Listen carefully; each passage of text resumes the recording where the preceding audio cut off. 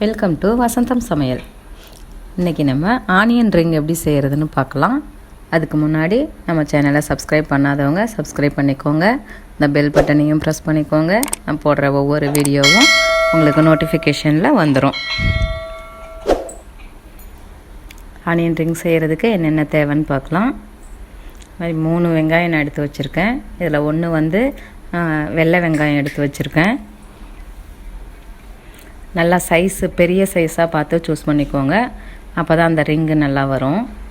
இப்போ இதில் 1 கப்பு கடலை மாவு, 3 ஸ்பூன் அரிசி மாவு, கொஞ்சமாக குங்குமப்பூ எடுத்திருக்கேன், 2 ஸ்பூன் மிளகாத்தூள், 1 ஸ்பூன் வறுத்த எள்ளு, மிளகுத்தூள் 1 அரை ஸ்பூனு, உப்பு அரை ஸ்பூனு, ஒரு 1/4 டீஸ்பூனு பெருங்காயத்தூள். இப்போ இதெல்லாம் ஒரு பவுலில் போட்டு மிக்ஸ் பண்ணிக்கலாம். கடலை மாவு, அரிசி மாவு, இந்த மிளகாத்தூள் எல்லாத்தையும் சேர்த்து மிக்ஸ் பண்ணி எடுத்துக்கலாம். பெருங்காயத்தூள், வறுத்த எள்ளு, மிளகுத்தூள், உப்பு, குங்குமப்பூ. குங்குமப்பூ நல்லா கலர் கொடுக்கும், அதுக்காக சேர்த்துருக்கேன். ஆப்ஷனல் தான், இருந்தால் போட்டுக்கலாம், இல்லைன்னா விட்டுடலாம். அதுக்காக கலருக்காக எந்த ஃபுட் கலரிங்கும் சேர்க்க வேண்டாம். ஃபஸ்ட்டு மாவை மிக்ஸ் பண்ணி விட்டுட்டு அதுக்கப்புறம் கொஞ்சம் கொஞ்சமாக தண்ணி ஆட் பண்ணி நல்லா மிக்ஸ் பண்ணிக்கோங்க. நல்லா மிக்ஸ் பண்ணி எடுத்துகிட்டு இந்த பதத்துக்கு வந்ததுக்கப்புறம்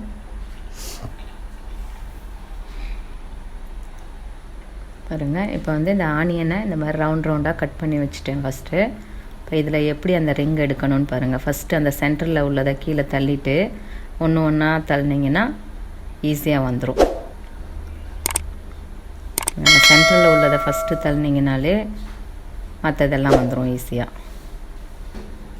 பாருங்கள், இப்படி ஒன்று ஒன்றா உடச்சிடாமல் பொறுமையாக இந்த மாதிரி எடுத்துட்டிங்கன்னா நல்லா ஈஸியாக தான் வந்துடும். பாருங்கள், இந்த மாதிரி எல்லாம் ரவுண்டாக கட் பண்ணிவிட்டு அதை இந்த மாதிரி எடுத்துக்கலாம்.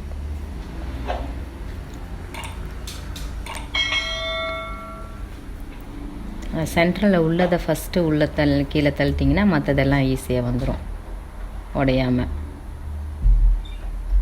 இந்த மாதிரி கட் பண்ணி வச்சுருக்கிற வெங்காயத்தோட எல்லா இதையும் ரிங்காக எடுத்து வச்சுக்கலாம். எடுத்து வச்சுட்டு இந்த மாதிரி சின்ன சின்னதாக எடுத்துருக்கிற அந்த வேஸ்ட்டு ஆனியனெல்லாம் நம்ம மற்ற இதுக்கு யூஸ் பண்ணிக்கலாம். இந்த மாதிரி எல்லாத்தையும் எடுத்து வச்சுக்கலாம்.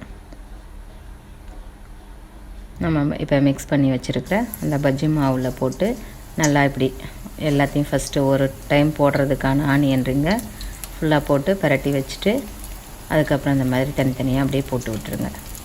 கையில் எடுக்கும்போது நிறையா ஒன்றா எடுத்துகிட்டு போடும்போது தனித்தனியாக போட்டுருங்க.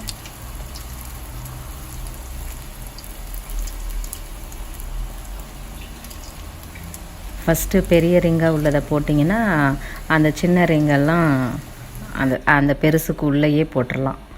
ஒன்றோட ஒன்று ஒட்டாமலும் நல்லா கிறிஸ்பியாகவும் வரும்.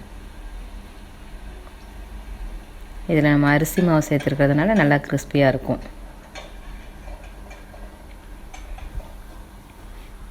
இந்த மாதிரி எடுத்து வச்சுருக்கிற ஆனியன் எல்லாத்தையும் போட்டு எடுத்துக்கலாம்.